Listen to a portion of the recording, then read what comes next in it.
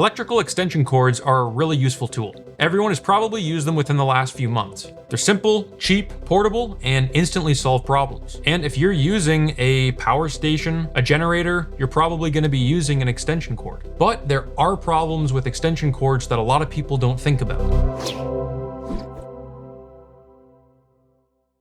Welcome back to the Solar Lab, where our opinions cannot be bought. We don't only exist to give you guys honest feedbacks on products and save you money, we also want to make things simple for you so you can gain energy independence without needing an electrical degree. As always, you can support the channel by subscribing, watching other videos, but before we dive into some of the dangers and best practices of extension cords, we're going to explain some of the misconceptions. So most people assume that if they're plugging in an extension cord, it's going to be protected by the breaker. Let's say you have a 20 amp outlet, it's most likely protected by a 20 amp breaker. And so the thinking goes like this: if the breaker doesn't trip and you're powering something, everything must be fine. But that assumption ignores something really critical: the wire in between, or the extension cord. The breaker, or the overload protection, is specifically designed to protect the wire that's in your walls or the electrical components that are within your power station. It's not going to automatically protect whatever wire you plug into it. And that is where your extension cord can quietly become the weakest link. So the most common outlet size for your power station is 20 amps. Then you go and grab your first extension cord that you see, which is probably the most typical one that they sell off the shelf. And most of the time when you go to pick up an extension cord, you're kind of looking at the price and the length of the cord first. And the most common gauge of wire for those extension cords is 16 gauge. But here's the issue. A 20 amp breaker is designed to protect 12 gauge wire, not 16. And there's another gauge that's in between that, 14 gauge. So we're not even just one step down, we're two steps down in wire size. And 16 gauge wire is typically rated for 10 to 13 amps depending on the conditions. And if you're plugging into a 20 amp outlet, you're potentially pulling more current than what that extension cord is rated for. And that breaker's not going to trip, because as far as it knows, you're under 20 amps, so there's nothing wrong. So instead of the breaker opening or your overload protection detecting something wrong, your electrical cord just simply heats up. So quietly in the background, your extension cord is kind of acting like a heating element. Think of something like a basic space heater. You have a heating element that's inside of that. It's basically like a wire that's getting hot because there's resistance and then blowing air over top of it. That's kind of what's happening to your electrical wire. But the problem here is that when you're talking about the heating element that's inside of a space heater, there's heat shields around it, and there's minimum distances that are being followed to combustibles. When you have an extension cord, you're not thinking about any of that. For all we know, your extension cord could be bundled up underneath your bed. And this part is something that's really important. This obviously isn't unique to just power stations. The exact same thing can happen inside of your house. When I was talking about a space heater in your home,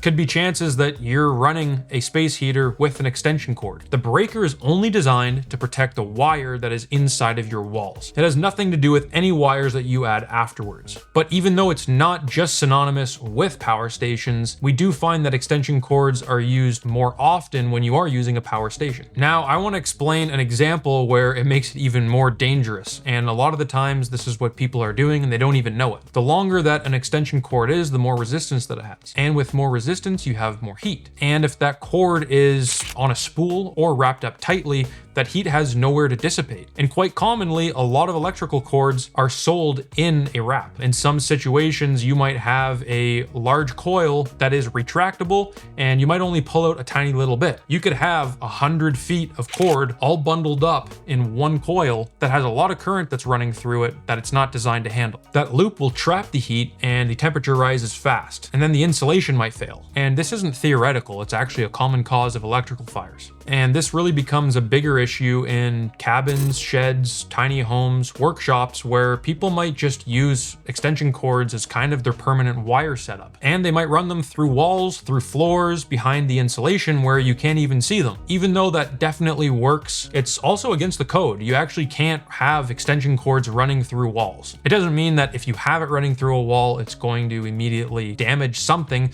I mean, you could have a properly sized wire and you have proper sheathing around it to protect it, but it is written in the code book in our area because people will do this often as sort of a run and gun setup, and it can lead to problems down the road. And like I mentioned earlier, with really long wires, you have voltage drop. And with some appliances like induction motors, they're going to want to pull a certain amount of power in order to operate properly. If the voltage is dropping, the amperage is actually going to be increased to compensate, which means you have a higher current flow through your wire, which means more resistance and even more heat. So we're definitely not saying don't use extension extension cords. I mean, that's crazy. We use them all of the time. It's just that you might want to figure out what your extension cord is rated for if you're going to be using it. If you're going to be running power tools and high demand appliances and you have a power station that has a 20 amp overload protection built in, you might want to get a 12 gauge wire. Then you know for certain your wire is protected, and when that breaker does actually go in your power station or the overload protection goes, your wire this whole time is going to be totally safe. And the best practice too is to uncoil the electrical wire so that it's not in a tight bundle. And if you're in a situation that has a more permanent setup and isn't temporary, you should just honestly do it the right way. It's not that difficult to get the proper rated wire and follow your local electrical code. So tying back into the power stations, this is actually one of the reasons why we talk about how many outlets are on your unit. If you only have one or two, it's going to be pretty annoying if you are using it in a run and gun situation and you need temporary power. If you only have that one outlet, in order to get more outlets, you might be plugging in an extension cord that could be 16 gauge with multiple outlets on the end. And then what's even worse is you could be daisy chaining multiple cords off of that. So we hope that this could help you and potentially save you disaster from happening in the future. If this helped you, hit the like button, subscribe, and that's all we got for you guys today. Thanks so much for watching. Peace out and stay charged.